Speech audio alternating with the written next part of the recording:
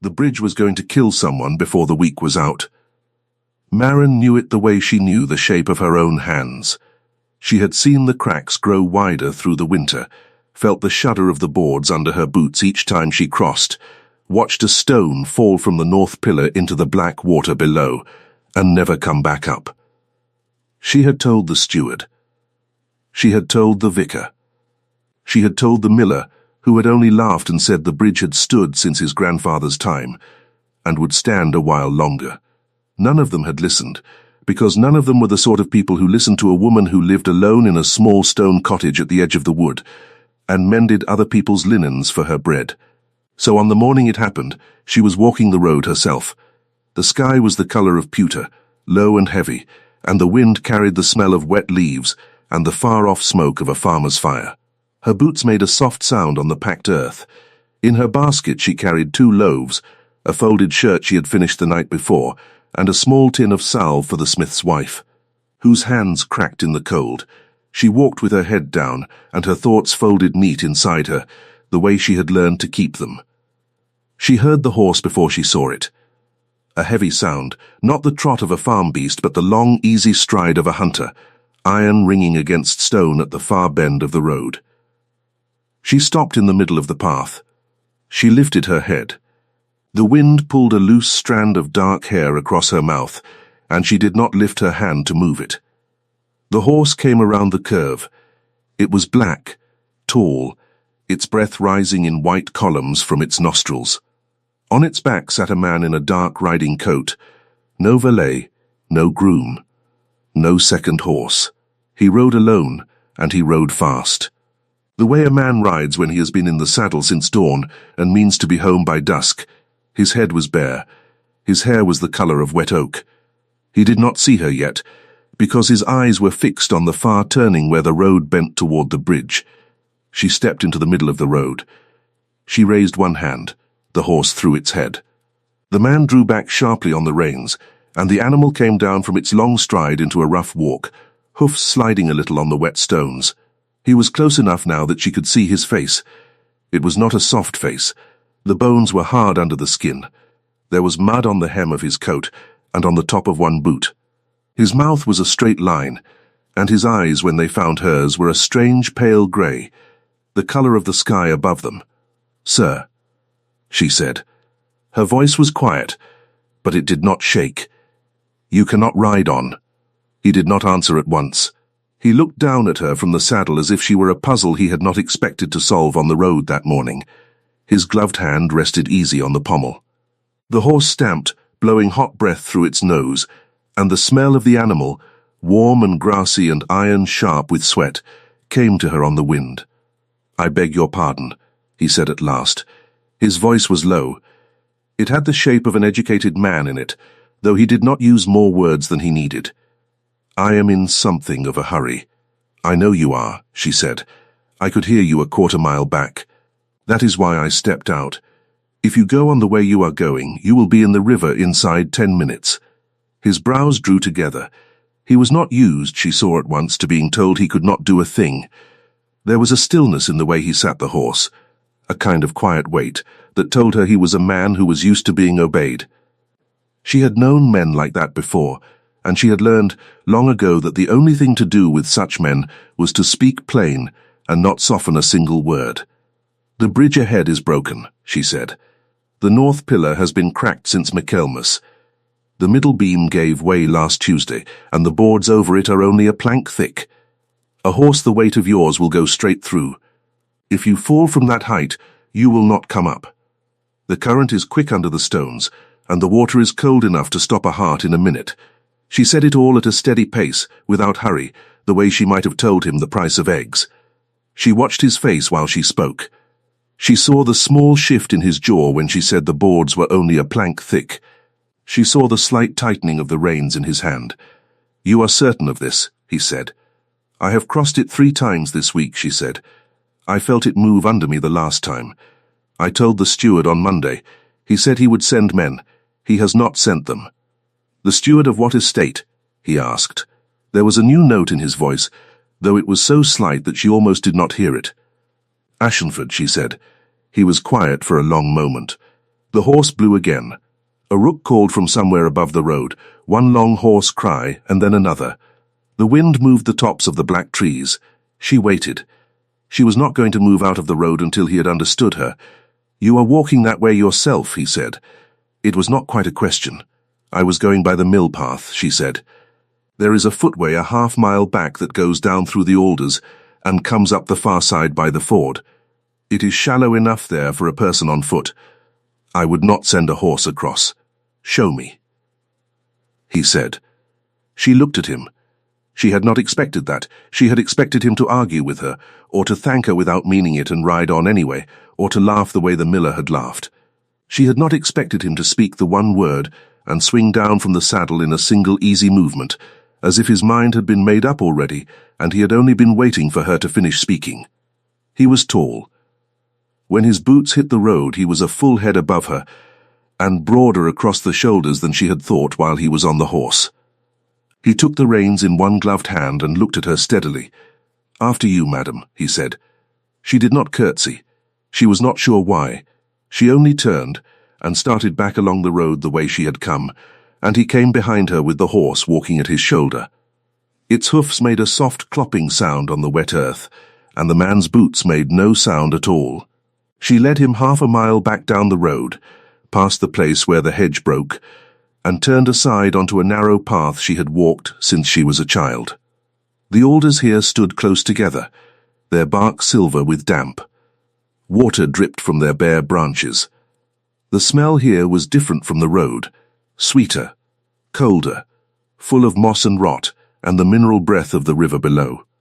Her boots sank a little into the black leaf mold. She heard him shorten the reins as the horse picked its way behind her. "You know this wood," he said, after a time. "I have lived beside it since I was 6 years old," she said. "And who taught you to look at a bridge and know when it will fall?" "My father was a carpenter," she said, "before he died. He used to take me with him when he went to look at things. He said a piece of wood tells you what is wrong with it, if you are willing to hear." She did not know why she was telling him this. She never told anyone this. She kept walking, and did not look back at him, and the path took them down and down toward the sound of moving water. The ford was where she had said it would be. The river was wider here, and less deep, running fast over a bed of pale stones. She stopped at the edge and pointed. 2 feet at the deepest. "In the middle," she said. "The horse can walk across without swimming. The bottom is firm. Do not let him drink until you are on the far side, or he will stand and refuse to move." He looked at her for a long moment before he looked at the water. Then he took his glove off and touched the horse's neck once and led it down into the ford. The water rose to the animal's knees, then a little higher. It did not go higher. He crossed carefully, one hand on the bridle, his boot submerged to the ankle. When he reached the other side, he turned and looked back at her across the running water. "Come across," he said. "I am going the other way," she said. "The smith's wife is waiting for me." "Then let me pay you for your trouble," he said. He had already put his hand inside his coat. "You do not owe me anything," she said. "I would have told anyone. I am telling you the same thing I told the steward. If you get to Ashenford before nightfall, you might tell him again. He may listen if it comes from a stranger." He stood very still. His hand was still inside his coat, but he had not taken anything out of it. The water made its steady sound between them. He looked at her across the ford with those pale grey eyes, and something in his face changed, though she could not have said what. "What is your name?" he asked. She hesitated. It seemed a strange question from a man who was not going to see her again. "Manor Ashby," she said. "Miss Ashby," he said. He gave a small bow from the far side of the water, and it was a proper bow, the kind a man gives a lady in a drawing room, not the kind he gives a girl on a road. "I am obliged to you," she did not tell him her curtsy back.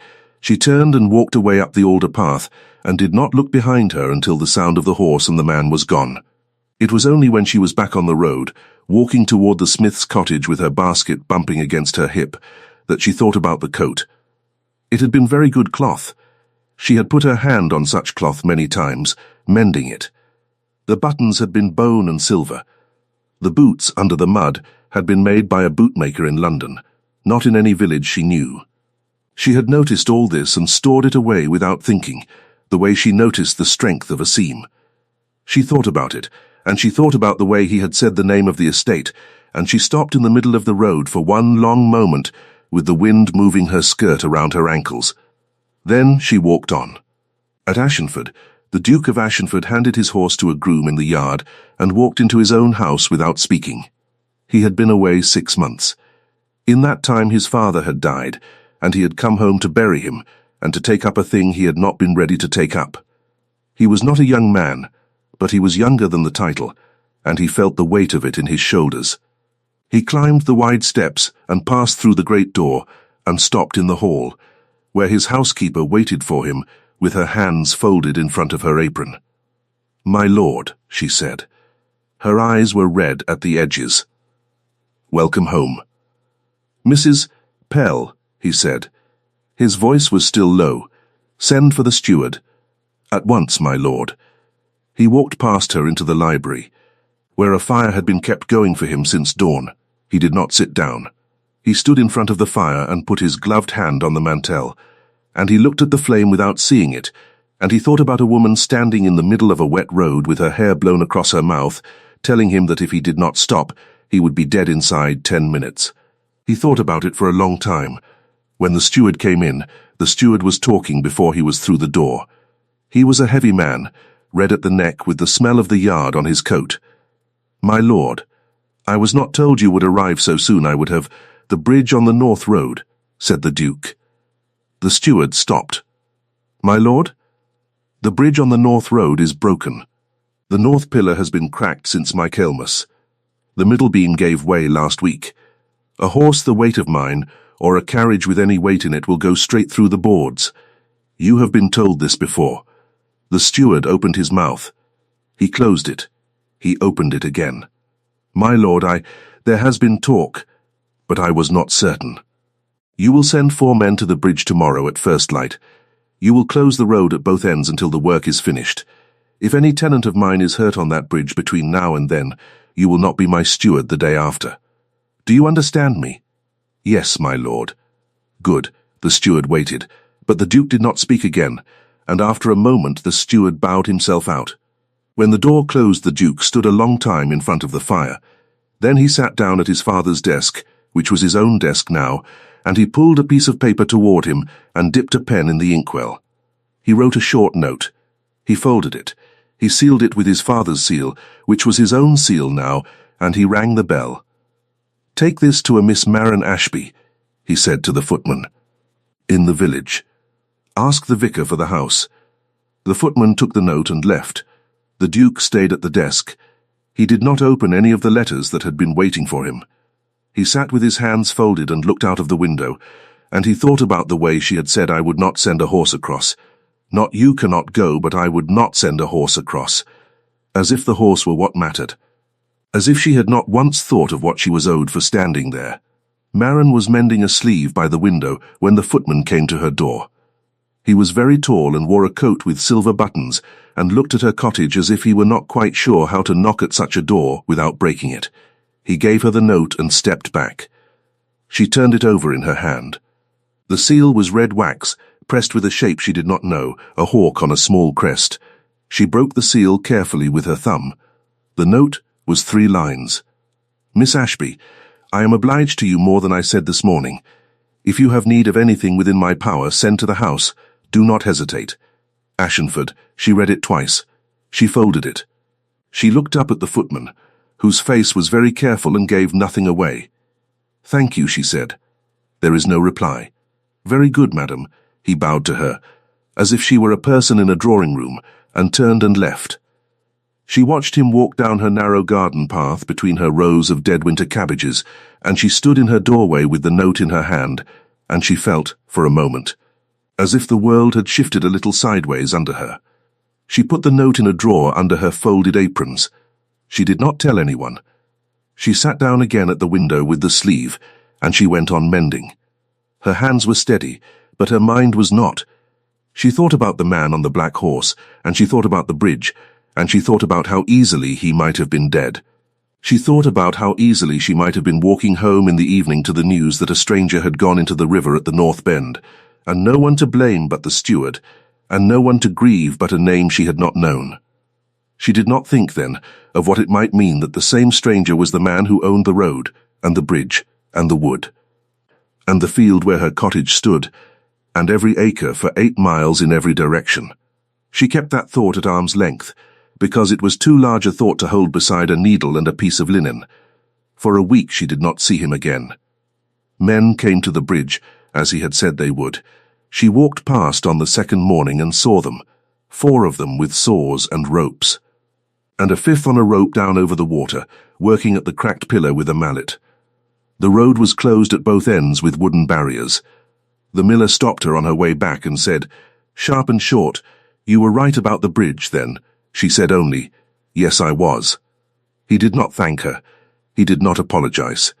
He looked at the closed road and shook his head and walked away, and she thought, "This is why I did not marry anyone from this village." On the 8th day she was in the churchyard, cutting a few sprigs of winter jasmine to put on her mother's grave, when a shadow fell over her. She did not look up at once. She finished the sprig she was cutting, and she straightened, and then she turned. He was standing 3 steps away, on the grass path between the stones. He wore a dark coat, better than the riding coat, and no hat.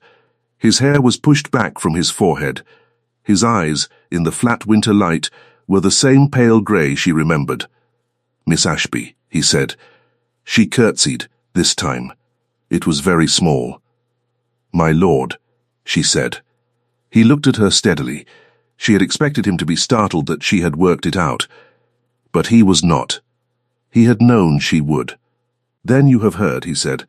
"The footman had silver buttons," she said, "and the seal on your note was pressed with your family crest."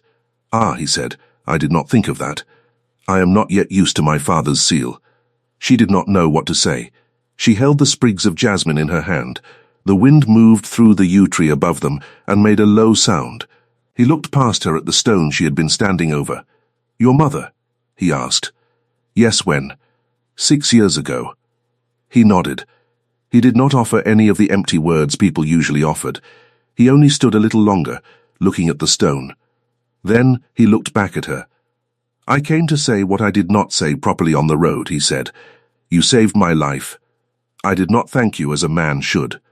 I have not been at home long, and I was not thinking as I ought to have been thinking. I would like to thank you now." "My lord, you owe me nothing, Miss Ashby," he said.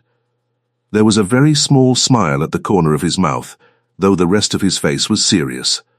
"Allow me the courtesy of being obliged to you.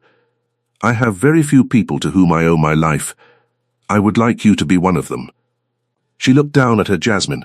She felt the cold of the stone through her boots, and the sharp small smell of the flowers on her fingers. "Very well, my lord," she said. "Thank you," he said. He bowed. It was the same bow as at the ford, only closer now, and she could see the small line at his throat where his shave had caught, and the faint grey at his temples that had not been there in his hair a year ago. "Will you walk with me a moment? There is something I would ask you." She hesitated. She looked around the churchyard. There was no one else there, only the rooks in the yew, and the wind and the low grey sky. It was not proper. She knew it was not proper. But nothing about this morning had been proper, and there was, in the way he stood, no threat and no expectation. Only the plain request of a man who wished to speak. "Yes, my lord," she said. They walked out through the churchyard gate and along the low wall that ran beside the road. He did not offer her his arm. He seemed to know she would not have taken it. They walked side by side with a proper distance between them, and he did not speak until they had passed the last of the cottages and were on the open path where the fields ran down toward the river. "The steward has been dismissed," he said. She turned her head to look at him. "He should have been dismissed 6 months ago," he said. "And would have been if my father had been well enough to see what he had become. That is not your concern. It is mine. But I wished you to know it, because you told me on the road that you had told him about the bridge, and I did not want you to think you had been ignored a second time." She did not know what to say. She kept walking. "The bridge will be finished by the end of the week," he said. "You may use it again in safety by Sunday." "Thank you, my lord." He was quiet for a few paces. Then he said, "I have been thinking about what you said. About your father." She looked at him again. "You said he was a carpenter, that he taught you to see when a piece of wood is failing." "Yes, I have a great many pieces of wood on this estate," he said. His voice was even. "Barns, byres, roof beams, gates and posts, and 100 bridges smaller than the one that nearly took me into the river. My father let a great deal go in his last years, and I have inherited it, and I do not know one board from another. I need a person who does. I mean to pay a man properly to walk the estate with me and tell me what is falling down before it falls." He stopped walking. She stopped too. He turned to face her. "I do not know if any such person still lives near enough to hire," he said. "But I thought, since I owed you my life, I would ask you first. Not to walk the estate, I would not ask that of a woman alone. But if you know of such a man in the villages, someone your father trusted, someone who might still be alive, I would be in your debt again." She stood on the path with the wind pulling her cloak against her legs and thought about it. She thought a moment longer than he had expected, because he did not press her. He waited. His hands were folded behind his back. He did not lean toward her. He gave her the time. "There is a man in Ray," she said at last, 2 villages east. "His name is Tom Hindmarsh. He was my father's apprentice. He is not young, but he is not old either, and he knows every joint my father knew. He works now for the church, but he would take other work if he were asked. If you tell him you were sent by John Ashby's daughter, he will listen." "Then I shall go to him," said the Duke. "Tomorrow. He drinks his tea very strong, my lord," she said, before she could stop herself. "You will offend him if you offer him small beer at midday." The corner of his mouth moved again. "I shall remember," he said. They walked back to the churchyard in silence. At the gate he stopped and bowed to her again, and she curtsied, and he did not touch her hand or ask if he might call, or say any of the things he might have said. He only wished her good day, and turned, and walked away down the road toward his horse. She stood at the gate a long time with her jasmine cold in her hand. She told herself, walking home, that this was the whole of it. He had been polite. He had thanked her. He had asked her advice about a carpenter. Nothing more would come of it, because nothing more could come of it. He was a duke, and she was a mender of linen who lived alone in a cottage on his land. There was a barrier between them so high and so wide and so old that no living person had ever climbed it. She was clear-eyed about this. She had always been clear-eyed. She would not begin now to be a fool. It was the barrier that made everything possible, in the end. She was so certain of it that she stopped guarding against him. She let him speak to her when he found her on the road. She let him stop at her cottage door once, when he was riding by, to tell her that Tom Hindmarsh had been hired and had already found 4 beams in the old tithe barn that needed replacing. She let him stand in her small garden and admire her winter cabbages of all things, and ask what she planted in the spring. She did not ask him inside. He did not ask to be asked. He stood at her gate with the reins of his horse in his hand and spoke to her over the low wall as if that were the most natural thing in the world. Because it could not go anywhere, she told herself, it did not need to be feared. She could speak plainly with him. She could disagree with him. When he said one afternoon that he did not think much of the vicar's last sermon, she said the vicar had never thought much of anything, and it was a wonder the church did not fall down from the weight of his lack of ideas. He had laughed at that.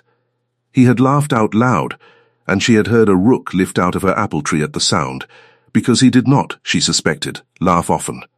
And the sound was not the sound of a practised gentleman, but of a man startled into it. He came often, after that. Never inside the cottage. Always at the gate, or on the road, or once at the ford where she had shown him how to cross. He was always alone. He always came on the black horse. He always stayed a little longer than he had meant to. She always sent him away before it grew dark. She thought no one had seen. She was wrong. In a village where nothing happens, the sight of a duke leaning on the gate of a mender of linen was the only thing anyone had to talk about. It was talked about in the taproom. It was talked about at the well. It was talked about, eventually, by a woman who had reason to talk about it, and who came in a black carriage one afternoon in the 3rd week of March, and who did not knock at Marin's door but stood outside her gate with her gloved hands folded neatly at her waist, and her small hard mouth set in a line. Marin saw her from the window. She knew at once who it was. There is a way a certain kind of woman stands when she has come to see a person she considers beneath her. Marin dried her hands on her apron. She smoothed her hair. She went out. "Miss Ashby," said the woman. She did not curtsy. Marin did not either. "I am Lady Renford. I believe you know my nephew." "I know a great many people, my lady," said Marin. "You know the Duke of Ashenford." "I have met him, my lady." "You have met him," said Lady Renford, 11 times, by my count, since the 15th of January. "You have spoken with him alone on 9 of those occasions. You have received a private note from him under his personal seal. He has been seen at your gate at least 3 times in the last fortnight." Marin did not answer. She looked at the woman. Lady Renford was perhaps 50, thin and elegant, with a face that had once been beautiful and had chosen, since, to be cold instead. Her eyes were the same pale grey as the Duke's. "I am here," said Lady Renford, "to save you from yourself, and to save my nephew from his kindness, which is a fault I have watched him develop since he was a small boy, and which will ruin him if it is not managed. You are, I am told, an honest woman. I will speak to you as one. My nephew is the Duke of Ashenford. He is not a village boy who may marry where he likes. He has responsibilities that are older than this cottage of yours, and older than your grandmother's grandmother, and he cannot set them aside because a pretty face on a road once told him not to ride onto a broken bridge. I did not tell him not to ride onto the bridge because I have a pretty face, my lady. I do not care why you told him. I care what he does about it. He is a serious man, and he does not do things by halves, and if he continues in this course he will disgrace himself and his name and the memory of his father, who was my brother, and who I loved. I will not permit it." "My lady, let me finish," said Lady Renford. Her voice did not rise, it only cut. "You will not see him again. You will not answer any note he sends you. If he comes to your gate, you will send him away. You may plead illness. You may plead a change of heart. You may plead whatever you please. I do not care. But you will end it, and you will end it this week, or I will make your life in this village so small that you will not be able to draw breath in it. I know your landlord. I know your vicar. I know the woman who sells you your bread. You have lived here quietly. You may go on living here quietly, but you will not live here and be a stone in my nephew's shoe. Do you understand me, Miss Ashby?" Marin stood very still. The wind moved a loose curl of her hair. She could hear, somewhere over the wall, a hen scratching in the yard. She could smell the wet earth of her cabbage rows and the far smoke of a chimney down the lane. She could feel her hands cold at her sides, and she could feel her heart, steady and slow, and she thought, so this is what a slap sounds like when it is put into words instead of a hand. "I understand you, my lady," she said. "Good," said Lady Renford. She turned. Her carriage waited on the road. Her footman opened the door. She climbed in without looking back, and the carriage drove off, and the horse's hoofs made a sound on the road that faded away into the wind. Marin stood at her gate for a long time. She did not go back inside. She did not move at all. Then she turned and walked into her cottage and closed the door. And she stood in the middle of the small warm room with her hands pressed flat against her apron. And she did not cry. She did not have room to cry. She only stood and breathed and waited for the cold thing in her chest to settle enough that she could lift the kettle. She sat by the fire until it grew dark. She did not light a candle. She thought about what Lady Renford had said, and she thought about it clearly, without softening any of it. She thought, this is true. Every word of it is true. She is a cruel woman, and she said it in a cruel way, but she said what any honest person would have to say. He is the Duke of Ashenford. I mend linen. There is no world in which a man like him marries a woman like me. And there is no honourable place for me in his life That is not marriage. Any other place would be shame for me and for him. I have known this since the day I saw the silver buttons on the footman's coat. I have only been pretending not to know it, because he made me laugh over the wall. She sat with that thought until it was as steady in her as her own bones. Then she rose, in the dark, and she wrote a letter. It was very short. She wrote it by the light of the fire, because she had still not lit a candle. She wrote, "My lord, I have thought carefully, and I find I have taken up too much of your kindness. Please do not call again. I am well. I want for nothing. M.A." She folded it and sealed it with a lump of plain wax and no crest. In the morning she gave it to the boy who took the post to Ashenford, and she paid him a penny to put it into the hand of the housekeeper. She did not eat that day. She mended a shirt and a pair of stockings and half a shift, and she did not eat until it was dark again.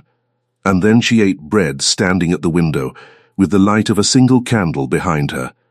He came the next afternoon. She had known he would. She stood inside the door and did not open it. She let him knock. She let him knock a second time.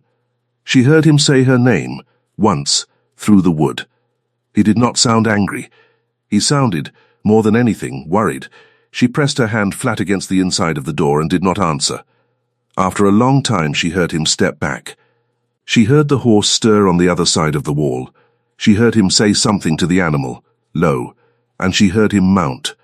She heard the hoofs move off, at a walk, down the lane. She waited until they were quite gone. Then she slid down the door until she was sitting on the flagstones, and she put her face in her apron, and she cried once, quietly, without noise. The way a person cries who has trained herself not to be heard by anyone in the world. She did not answer the next note either. Or the one after that. On the third one she wrote, on the back of the folded page in the same pencil she had used to mark linen, "Please, I am well." She sent it back with the boy. There were no more notes after that. For 4 weeks she did not see him. Twice she thought she heard the black horse on the road at the far side of the wood, but she did not look. The bridge was mended. She crossed it once, on a Friday, and the boards were smooth and the pillar was new, and the water ran under it as it had done before, and she did not think about the man who had almost fallen into it. Or she thought about him only for a moment, and then she thought about the smith's wife, and the price of thread, and the mending she had to finish by Sunday, because those were the things her life was made of, and she had lived it well enough before the black horse came around the bend, and she would live it well enough now. She would have gone on that way for the rest of her life, quiet and clear and small, if she had not met the housekeeper in the market on the second Wednesday of April. Mrs. Pell was buying eggs. She saw Manor over a basket of them, and she came around the stall and took Maron's arm before Maron could turn away. "Miss Ashby," she said. "A word." "Mrs. Pell, a word, if you please." She led Maron aside, to a place under the wall of the market cross where a barrel of apples stood between them and the rest of the square. Mrs. Pell was a small, round woman with sharp eyes and a very straight back. She let go of Maron's arm and looked up at her. "He does not know I have come," she said. "He would be angry. But I have watched him for a month, and I cannot stand it any longer. May I speak plainly?" "Yes, Mrs. Pell. You know Tom Hindmarsh has been at the estate." "Yes, do you know what happened 3 weeks ago? A ladder broke under him in the tithe barn. He fell 12 feet onto a stone floor. He broke his hip. He is 58 years old, Miss Ashby. He will not walk right again. His wife has been out of her mind, because Tom is the only one of them who earns." Maron's hand went to her mouth. "His lordship," said Mrs. Pell, "the same day it happened, went to their house. He sat with Tom for 2 hours. He told Tom he would be paid his full wage for the rest of his life, whether he worked another day or not. He arranged for the doctor from Norwich. He gave Tom's wife a purse of money that would keep them through a winter. He has been there twice a week since, in the evenings, sitting with Tom by the fire. He has told no one at the estate to speak of it. His aunt does not know. He does not want it spoken of. He said to Tom's wife, I heard her tell my sister, "It is not a matter for talk, madam. It is a matter for doing." Those were his words. Maron said nothing. "He does not know I know," said Mrs. Pell, "but I know." And I know he has been like a man cut open since your note came. He does not sit in the library. He rides too fast on that horse. He is very careful when he speaks to me to be gentle, and that is how I know something has broken in him, because a man who is not careful does not need to be gentle, and he was not a gentle man before. She looked up at Manor steadily. I do not know what you owe him or what you do not owe him, she said. I do not know what has passed between you. I know only what I saw with my own eyes. He is a good man, Miss Ashby. He was not always. He was a hard boy and a colder young man. He has become good, and he has become it lately, and I think you have had something to do with it. I think, if you send him away for the sake of someone else, you may be sending away the only person who has ever asked him to be who he is now. That is all I came to say. She turned and went back to her eggs. Manor stood a long time under the market cross. The sun had come out, weak and thin. A cart went by. A child laughed somewhere.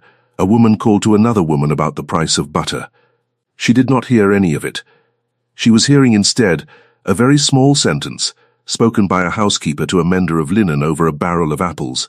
It is a matter for doing. She walked home. She did not walk quickly. She thought all the way. She thought about Lady Renford, and she thought about the 11 times she had spoken with him. And she thought about the ladder in the tithe barn, and the 12 feet down onto stone, and she thought about a man who sat by a broken carpenter's fire 2 evenings a week and told no one. She thought about what she would lose if she did not go. Nothing. The life she had lived before, quiet and small. She had lived it once. She could live it again. She thought about what he would lose. She did not know how to measure it. She thought, perhaps nothing. Perhaps he would forget her by summer. Perhaps he would marry a woman his aunt approved of and be a good and distant husband, and be, in his own quiet way, a good man to the end. It was possible. She thought, but I do not know. I do not know that. I only know that Mrs. Pell, who has served him since he was a child, came out from behind a stall of eggs to say what she said. And I know that when I sat on my floor and cried, 4 weeks ago, I did not cry because I had lost a possibility. I cried because I had lost a person. She stopped in the middle of the lane. She stood a long moment with her basket at her hip. Then she turned around and walked back into the village, and she walked past the market cross and up the long road to the north, and she did not stop until she came to the gate of Ashenford. The gatekeeper knew her. He had seen her, over the last months, more times than he would have said aloud. Miss Ashby, he said. He did not open the gate. He looked at her, and she saw in his face that he knew, in the way servants know, that something had gone wrong. Is his lordship at home? She asked. He is, miss. Will you tell him, I am here? He looked at her a moment longer, then he opened the gate. She had never been up the drive before. It was long and lined with lime trees, still bare, their branches making a dark lace against the sky. The house rose at the end of it, grey stone, 3 stories, with tall narrow windows and a great door under a stone arch. She kept walking. She did not let her steps slow. Her boots crunched on the gravel. She could smell the box hedges and the wet grass. Her heart was steady. She had made her decision under the market cross. She was not going to unmake it, because a house was large. Mrs. Pell met her at the door. Her sharp eyes were bright. She did not say anything. She only stepped aside and let Manor in. He is in the library, Miss Ashby, she said. The second door on the left. Thank you, Mrs. Pell. She walked across the hall. Her boots made a small sound on the marble. The house smelled of beeswax and old wood, and faintly of the fire in some other room. She reached the door. She stopped for one breath. Then she opened it. He was standing at the window. He turned. He had a book in his hand, and when he saw her, he set it down on the sill very slowly, without looking at where he was setting it, and he did not move any other muscle for a long moment. Miss Ashby, he said. His voice was low. He did not come toward her. She was grateful for that. My lord, she said. She closed the door behind her. She took 2 steps into the room. She did not sit down. I have come to tell you something, she said. May I speak? You may say anything you wish to me. Always, she swallowed. Her throat was dry. The room was warm, with a good fire, and the smell of the fire was cedar. There was a bowl of hyacinths on a table by the window, and she could smell them too, sweet and cold, and she thought, absurdly, that she would remember the smell of those hyacinths for the rest of her life. 4 weeks ago, she said, your aunt came to my cottage. Something changed in his face. It did not move, but something changed. She told me, Maren went on, that I was not to see you again. She told me plainly that I would ruin you if I did. She said things that were cruel, and she said them cruelly, but I sat with them after she went, and I decided that most of what she said was true. So I wrote to you, and when you came, I did not open the door. I did not open it, because I could not look at you and still do what I had decided to do. I am sorry for that, my lord. It was not brave. He did not speak. He had gone very still. I met Mrs. Pell today, she said, in the market. She told me what happened to Tom Hindmarsh. She told me what you did. She told me that you did not want it spoken of. I am not going to speak of it to anyone else.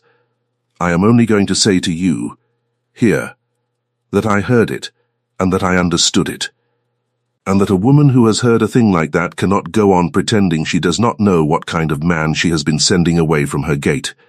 She stopped. She looked at him. She made herself look at him. His grey eyes had not left her face. I do not know what is possible between us, she said.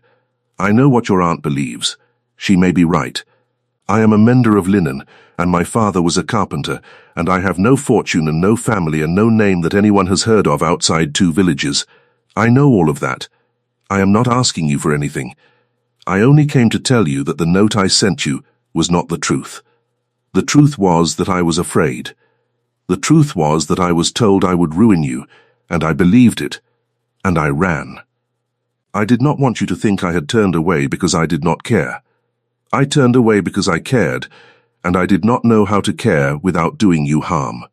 I have thought about it every day for a month, and I could not go on letting you think I had forgotten you. So I came. She stopped. Her hands were folded in front of her.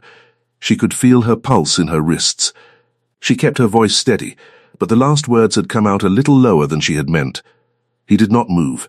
He looked at her for what felt like a long time. The fire cracked in the grate. Somewhere in the house a clock struck. She counted the strikes without meaning to. 4. Then he crossed the room. He did not hurry. He crossed it in 5 long steps, and he stopped 1 pace from her, and he did not touch her. He looked down at her face. My aunt, he said quietly, will not speak to you again. I shall see to that this evening.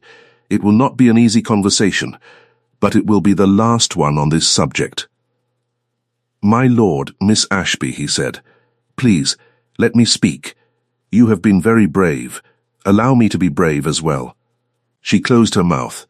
She waited. I did not know what my aunt had done, he said. I would have stopped her if I had.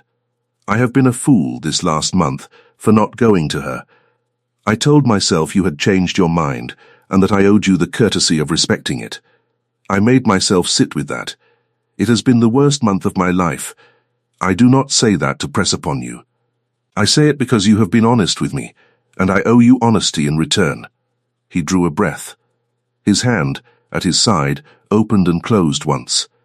You asked me, once, at the ford, why I chased you, he said. You did not ask it in those words.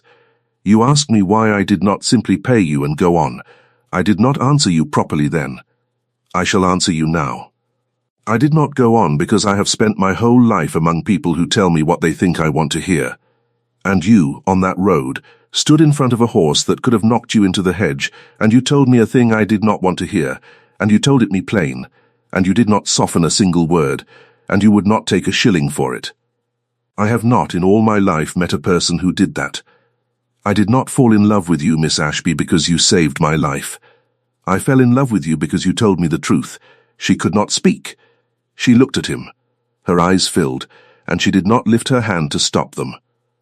I do not know what is possible either, he said. I know only that I would rather stand at your gate for the rest of my life than sit in this house without you. I know that if you tell me now that you cannot, I will accept it, because I will not force any part of my life on you. But if you can, if you find that you can, then I would like to ask you, in front of God and my aunt and every man and woman in this village, to marry me. Not tomorrow. Not in a week. In whatever time you need. And on whatever terms let you keep every piece of yourself that I fell in love with. He waited. He did not touch her. He gave her the time. She looked at him. She thought of her cabbages, and her cottage, and her narrow life. She thought of Tom Hindmarsh by his fire. She thought of Lady Renford's small hard mouth. She thought of the bridge she had crossed 1,000 times before it was mended, and the day she had walked into the middle of the road and lifted her hand. Yes, she said. It was the only word. She did not add any others. She did not need to. He lifted his hand, very slowly, and he laid it against the side of her face. His glove was off. His palm was warm. His fingers were long and rough at the tips, the hand of a man who rode himself and did not always let a groom do the work. He did not kiss her. He only stood a moment with his hand against her cheek, and he closed his eyes, and she heard him let out a breath he had been holding for a month. "Thank you," he said. She put her own hand over his. She held it there. The clock struck the quarter. Somewhere down the hall, a door closed softly, and she suspected, without being able to prove it, that Mrs. Pell had turned away from a keyhole with tears in her sharp eyes, and was now walking back to her kitchen with a very straight back. The fire cracked. The hyacinths gave off their cold, sweet smell. Outside, a rook called once from the lime trees. That evening, he went to his aunt. Manor was not there for it. He did not tell her what was said, and she did not ask. She knew only that Lady Renford left Ashenford the next morning, and that the letter she wrote to Manor 3 days later was very short and very stiff, and contained the word welcome, and that it had cost the writer more to write it than it would cost Manor ever to read it. Manor folded it and put it in a drawer, and she did not answer it in kind. She wrote back in her plain hand that she would be honoured to receive Lady Renford at Ashenford whenever her ladyship chose to come. She sealed the note with plain wax. She did not press it with any crest. She did not yet have one. They were married in the village church at midsummer. It was not a small wedding, because he was who he was, but it was a quiet one, because she was who she was. She wore a dress of pale grey that a seamstress in Norwich had made for her, and around her neck she wore a chain that had belonged to his mother, which he had asked her to wear, and which she had accepted with a small nod and a hand pressed against her throat. He wore black. When she came up the aisle, she did not look at anyone else in the church, and he did not look away from her once. Afterwards, when the wedding breakfast was done and the guests were gone, she went by herself down through the garden to the old stone bench under the yew tree, where she had asked him to leave her for a quarter of an hour. She wanted the quarter of an hour. He gave it to her. She sat there in the summer evening, with the smell of stock and lavender rising from the beds, and she listened to the sound of the wood pigeons in the far trees, and she thought about the road, and the bridge, and the woman who had stood in the middle of it with her hand raised. He came for her at the end of the quarter of an hour. He did not speak. He held out his hand. She took it. They walked back to the house together, and the sun was going down behind the lime trees, and the windows of Ashenford were lit one by one as they walked, and she thought, she had not known, that morning on the road, that when she stopped a stranger from riding onto a broken bridge, she had been stopping herself as well. She told him so, later when they were sitting together in the library, in the 2 chairs by the fire that she had chosen, and moved a little closer than the housekeeper had originally set them. He listened to her, and when she had finished he did not answer at once. He looked at her for a long moment, and he lifted her hand from the arm of her chair, and he kissed her knuckles once, without speaking, and then he set her hand back down and covered it with his own. Outside, the summer wind moved the lime trees, and somewhere down the road, a horse walked easily across a bridge that would hold him.